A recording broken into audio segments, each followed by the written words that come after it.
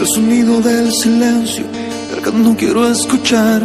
Es aquella noche fría la que quiero evitar, el sentirme descubierto cuando el sol me quemará.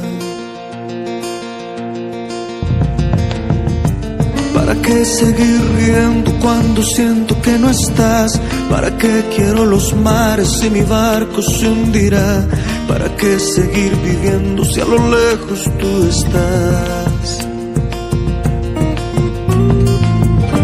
Que las fuerzas se me agotan y el está por comenzar.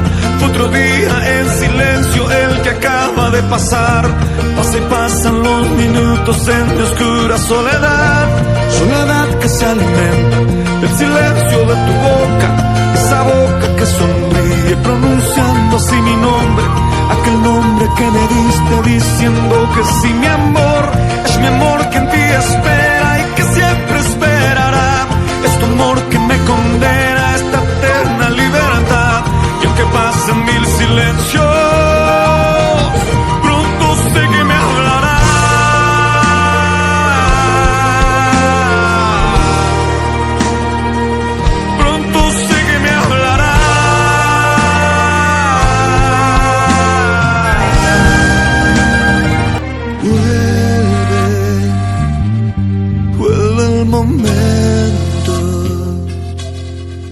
De escucharte en tu silencio.